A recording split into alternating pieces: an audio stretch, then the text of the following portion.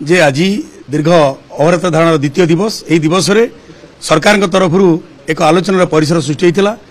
एवं आईन और स्वास्थ्य मंत्री अध्यक्षतार एक बैठक बसी प्रकोष्ठ जो थी कि विद्यालय गणशिक्षा मंत्री उपस्थित थे एवं विद्यालय गणशिक्षा सचिव महोदय उपस्थित थे एवं व्यक्तिगत सचिव आईन मंत्री एवं शिक्षा मंत्री व्यक्तिगत सचिव उपस्थित थे तत्सहित माननीय विधायक एकाम्र श्रीयुक्त बाबू सिंह महोदय से उपस्थित थे तत्सहित आमर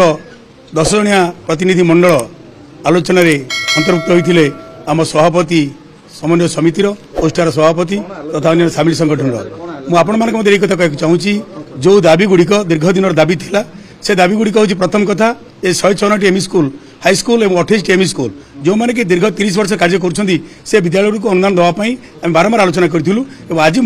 तार एक निष्कर्ष बाहर माननीय मंत्री प्रतिश्रुति देते से 154 विद्यालय गुड़िक संपर्क में जो थी कि मात्र 50 कोटी टंकार अर्थ खर्च हो बोली दाबी करूँ से कथा से करते हाँ तक ये हूँ प्रथम कथा द्वितीय कथा पेंशन संपर्क में जो गुड़िक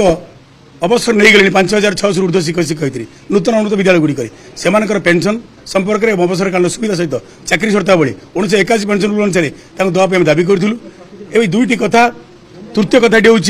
जे जो मान अवसर बयस सीमा 60 ରୁ 62 वर्ष वृद्धि करने कथा जो सरकारी मान पीरियड थी समस्त 58 और बेसरकारी पड़ा 60 परवर्ती पर्यायर सरकार 60 करदेला आम यही कथा भी करूँ समस्त 62 वर्ष वृद्धि कर चतुर्थ कथा ग्रेड पर किसी असंगति दूरीकरण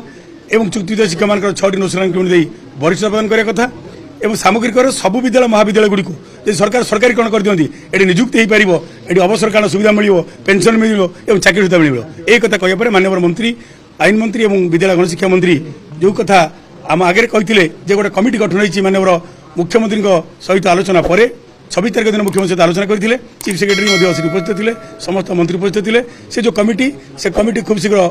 आसंता सप्ताह से कमिटी रूपरेख प्रकाश पाइब 3-4 जन को नहीं गोटे कमिटी कर कमिटी 2 मास भितर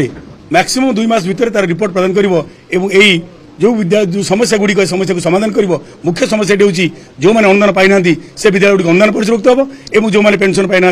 अवसर नहीं गले आगामी दिन अवसर ने से पेंशनभुक्त हम कमिशन गठन होती 3 दिन कमिटी गठन होती पॉलिटिकल कमिटी गठन करते आप आसिया पर